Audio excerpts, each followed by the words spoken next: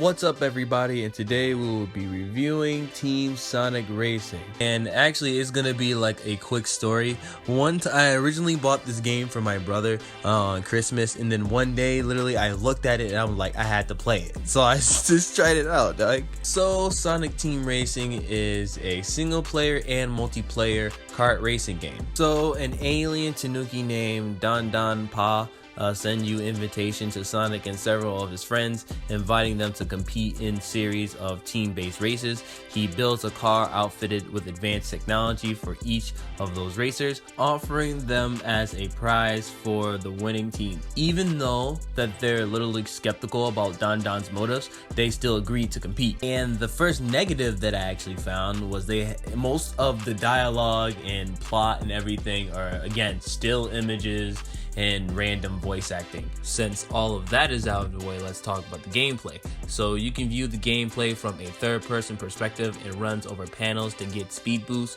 perform tricks in midair, and drift to make sharp turns. Power-ups called whips can be collected with canisters with question marks and grant players temporary offensive and defensive advantages. The gameplay is different from traditional racing games because it focuses on cooperative gameplay. The player is part of a team of racers and they must work together. While each player in a team still takes control of a single racer, they must also pay attention to how their teammates are performing in shared power-ups. Instead of winning the race by simply finishing first, the team will get points based on how they work together as a team. And thus, the team that is most efficient wins. Only 4 teams of 3 can compete for a total of 12 racers at a time. And surprisingly, there are 3 types of racing classes: speed, technique, and power.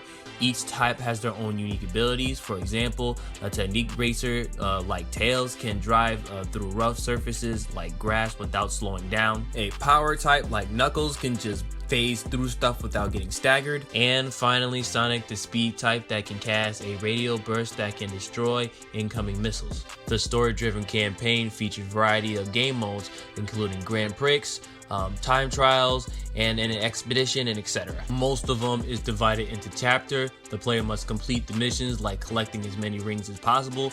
Unlike the main game, the team adventure is predetermined. Progress through the team adventure will unlock extras that can be used in other modes. And before I move to another subject, there are 20 tracks in total, including some of the returning ones from the past games, each split across 7 zones and based on the locations of the main Sonic games. So after selecting one of 15 characters from the series cast, you can actually customize their vehicles with new parts, unlocking them as they progress through the game.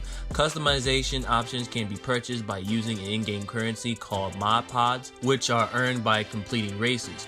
Part modifier car handling boost acceleration, defense, top speed, and players can also make aesthetic changes such as paint jobs and horn sounds. But the problem with me is like it does have loot. It's kind of like loot boxes, and you've seen how those go in most of those games. Even though most of the loot boxes in the game is all in-game currency, so all you have to do is just play through the game. But I feel that they could have done it in a creative way on how to actually earn those items, but this is what we got. And last but not least, the multiplayer online. How is it?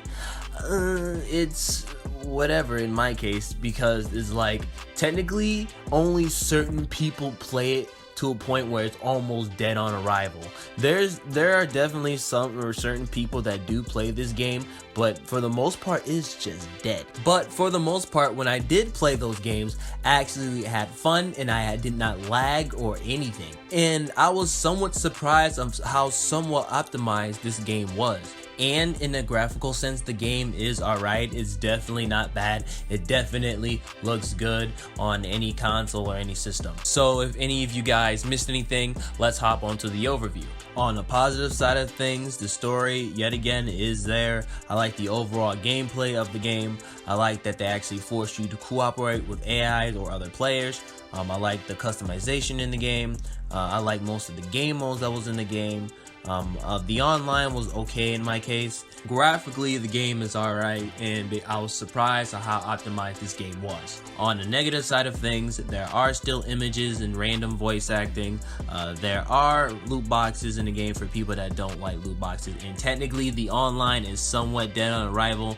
And I literally forgot to say this, I didn't like the dialogue. I got lost in the dialogue, and most of the dialogue was based on friendship and stuff like that, to a point where I just lost interest in it. So the game came out May 21st, 2019. The game should be in most platforms, so it's on PlayStation 4, Nintendo Switch, Xbox One, and PC. Digitally, the game is like $39.99, and if you look into your local stores, it depends on which store you go to. Because this is, for example, like GameStop, Nintendo Switch version is like $6.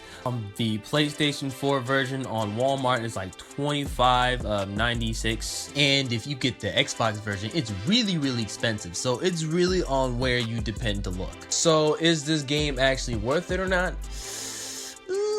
I don't know, dog. It's good for the kids if you have like a little brother or something, but if you as a consumer literally get this game for personal satisfaction, just no, skip this game, dog. This game is definitely not worth any asking price. I'm not gonna lie, the game isn't bad like most of the other Sonic games that we played, but it's gonna be a no for me, dog. So that is my review. If you like this review, please don't forget to like, comment, and subscribe to the channel if you haven't subscribed to the channel yet. I do reviews, videos, PvP matches, streams, and more. And if you haven't yet, please don't forget to follow me on my Facebook page and my Twitch account, because I stream on those platforms as well. Everything should be in the description box below, and I'll catch you guys on the next review.